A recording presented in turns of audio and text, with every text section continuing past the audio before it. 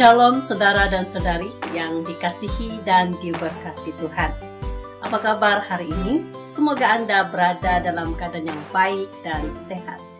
Di perkongsian kita pada kali ini kita akan mendengar sebuah renungan itu yang terdapat di dalam Roma pasal 3 ayat 19 dan ayat yang ke-20 berbunyi demikian. Tetapi kita tahu bahwa segala sesuatu yang tercantum dalam kitab Taurat ditujukan kepada mereka yang hidup di bawah hukum Taurat, supaya tersumbat setiap mulut dan seluruh dunia jatuh ke bawah hukuman Allah.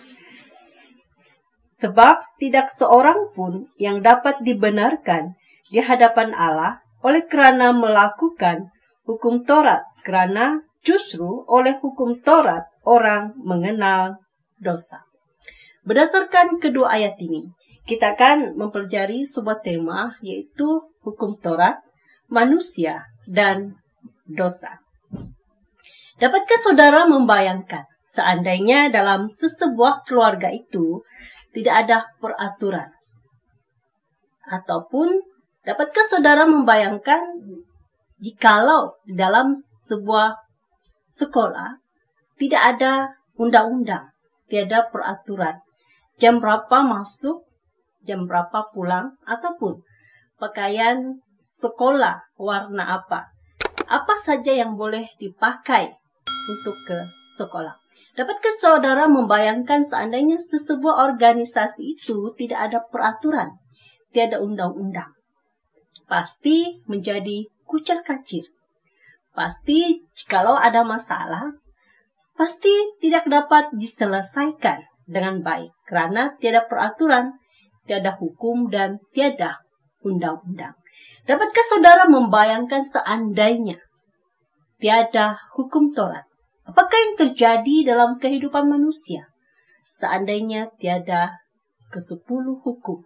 Seandainya tiada kitab para nabi, yang pada zaman ini disebut perjanjian lama. Sudah pasti kehidupan kita manusia menjadi kucar kacir. Kita tidak tahu manakah yang salah, mana yang betul, adakah itu dosa ataupun tidak.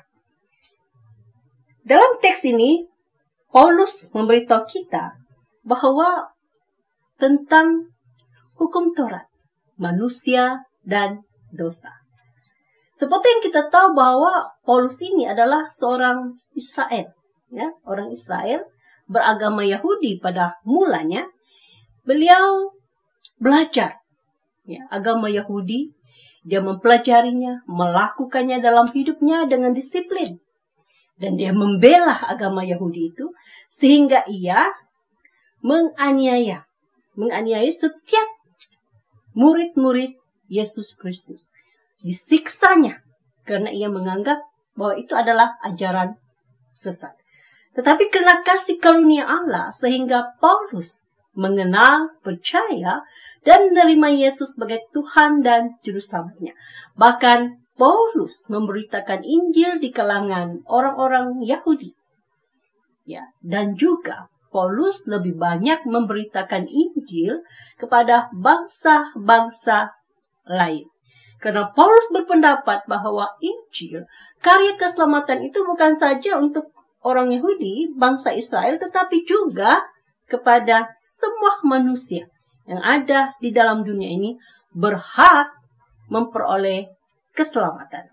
Saudara yang terkasih, surat ini Paulus tulis ya, khusus untuk memberitahu bahwa manusia itu tidak dapat diselamatkan hanya dengan melakukan hukum Taurat ataupun mentaati kitab para nabi pada zaman dahulu.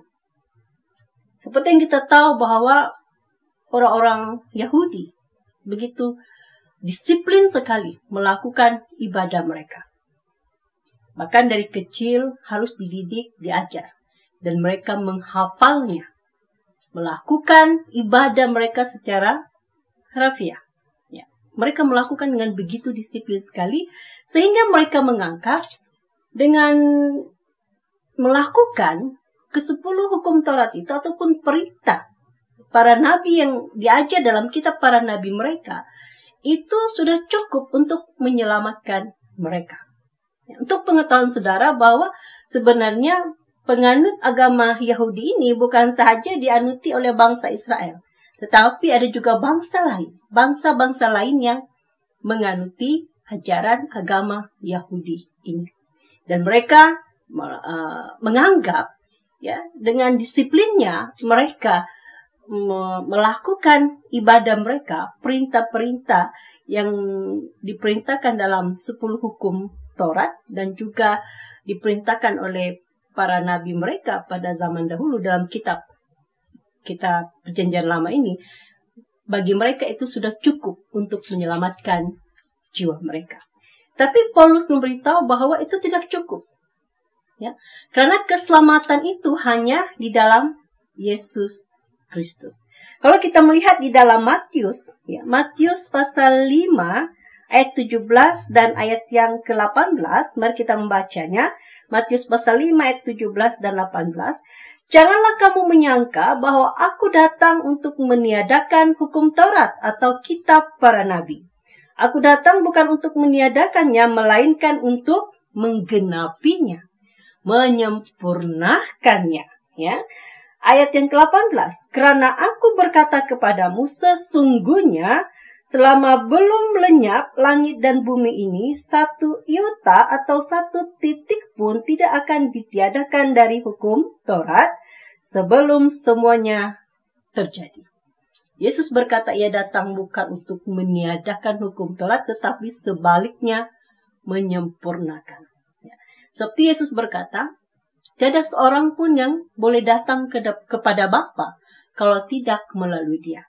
Yesus berkata bahwa Dialah jalan, kebenaran, dan hidup. Ya. Jadi, saudara dan saudari, ya, kita manusia hanya boleh diselamatkan jikalau kita percaya menerima Yesus sebagai Tuhan dan Juru Selamat kita. Keselamatan kita tidak bergantung pada ketaatan kita melakukan perintah-perintah ibadah keagamaan kita. Ya. Tetapi keselamatan kita itu bergantung kita percaya menerima Yesus Kristus sebagai Tuhan dan Juru Selamat kita. Jadi inilah maksud Paulus menulis surat ini untuk memberitahu kita bahwa keselamatan kita itu bukan hanya semata-mata kita beroleh keselamatan dengan melakukan ibadah, mentaati perintah-perintah dalam ibadah kita. Semata-mata itu. Tidak. Sesungguhnya keselamatan kita itu kita hanya boleh perolehi melalui percaya menerima Yesus sebagai Tuhan dan Juru Selamat kita. Sebab itu, ya, hukum Taurat ini, saudara, ya, tiada salahnya. Kalau itu sesuatu yang tidak baik, mengapa Tuhan turunkan itu? Mengapa Tuhan memerintahkan Musa menulis itu? Ya, mengapa Tuhan memerintahkan para nabi ya mencatat ya apa yang Dia firmankan? Dan mengapakah sekarang kita masih membaca kitab-kitab para nabi pada zaman dahulu? Yaitu yang kita kenal sekarang Perjanjian Lama. Karena ada banyak kebaikan. Karena hukum Taurat, ya, hukum firman Tuhan mengajar kita, memberitahu kita apa yang boleh, apa yang tidak, apa yang benar, apa yang salah. Apakah itu dosa ataupun tidak. Itulah maksud ayat dalam ayat yang ke-20 tadi, Roma. Kita kembali Roma pasal 3 ayat yang ke-20. Sebab tidak seorang pun yang dapat dibenarkan di hadapan Allah oleh kerana melakukan hukum Taurat. Kerana justru oleh hukum Taurat orang mengenal dosa. Apakah maksudnya? Oleh hukum Taurat orang mengenal dosa. Bukan maksudnya hukum Taurat itu memperkenalkan dosa, tidak. Tetapi dengan adanya hukum Taurat ini, kita manusia, kita tahu mana yang salah, mana yang tidak, mana yang boleh, mana yang tidak, mana yang dosa dan mana yang tidak. Dan tidak ada seorang pun manusia yang sempurna, yang berjaya sungguh-sungguh mentaati hukum Taurat ini. Oleh karena itu, ya, manusia tidak boleh memperolehi keselamatan hanya dengan melakukan, hanya dengan berusaha melakukan, mentaati hukum Taurat itu. Ya. Oleh karena kasih Allah, kemurahan Allah kepada kita. Allah tahu betapa terbatasnya kita manusia. Sejauh mana daya kita untuk mentaati firman Tuhan. Allah berkata, cukup hanya dengan percaya dan menerima Yesus sebagai Tuhan dan Juru Selamatmu, maka engkau beroleh keselamatan jiwamu. Ya, ramai orang Kristen salah paham di sini. Ya, mereka pikir apabila mereka berkata mereka percaya menerima Yesus sebagai Tuhan dan Juru Selamat, dibaptiskan, ya mereka sudah percaya, mereka sudah diselamatkan. Tidak. Ya. Karena orang yang berkata sungguh-sungguh percaya dan menerima Yesus itu sebagai Tuhan dan Juru Selamatnya, dia menjadi manusia yang baru. Itulah maksudnya dilahirkan kembali. Pikirannya berubah, kepribadiannya berubah, ya, cara hidupnya bertukar perlahan-lahan. Perlahan-lahan dia akan belajar mengasihi Tuhan. Perlahan-lahan dia akan belajar mengasihi sesamanya. Perlahan-lahan ia belajar mentaati firman Tuhan. Dan hanya dengan mengasihi Tuhan, dan hanya dengan kekuatan dari Tuhan memampukan kita manusia untuk mentaati hukum Tuhan, mentaati firman Tuhan. Karena hanya dengan kasih, ya, kasih, kita memiliki kasih dengan Allah dan sesama kita, memampukan kita untuk melakukan hukum Taurat. Hukum. Ya, hukum Allah. Sebab itu, Yesus berkata, ia datang bukan untuk meniadakan hukum Taurat, tetapi untuk menggenapinya, menyempurnakannya. Karena manusia tidak akan mampu melakukan, mentaati 10 hukum Taurat itu tanpa Yesus Kristus. Oleh itu, saudara yang terkasih, ya, betapa pentingnya kita, ya, tahu bahwa perbuatan baik kita, disiplinnya kita melakukan ibadah kita, itu sesungguhnya tidak cukup untuk memberikan keselamatan kepada kita. Hanya dengan percaya, menerima Yesus sebagai Tuhan dan Juru Selamat, kita boleh diselamatkan. Mari kita lihat dalam Roma pasal 3, ya, ayat yang ke-21, kita membacanya. Roma pasal 3 ayat 21, tetapi sekarang tanpa hukum Taurat, kebenaran Allah telah dinyatakan. Seperti yang disaksikan dalam kitab Taurat dan kitab-kitab para nabi. Yaitu kebenaran Allah karena iman dalam Yesus Kristus bagi semua orang yang percaya. Sebab tidak ada perbedaan. Karena semua orang telah berbuat dosa dan telah kehilangan kemuliaan Allah. Dan oleh kasih karunia telah dibenarkan dengan cuma-cuma karena penebusan dalam Kristus Yesus. Ya, kita lihat dalam ayat yang ke-31. Masih Roma pasal 3 ayat yang ke-31 berbunyi demikian. Jika demikian, adakah kami membatalkan hukum Taurat karena iman? Sama sekali tidak. Sebaliknya, kami meneguhkannya. Ya, ya, sama seperti perumpamaan seperti ini. Ya. Perjanjian Lama memberitahu kita, ya, haruslah kamu mengajar anakmu siang dan malam dan menuliskannya di mana? Di tangan, di dahi, ya kan? Nah, itu diajarkan dalam Perjanjian Lama, orang-orang Israel, orang-orang Yahudi.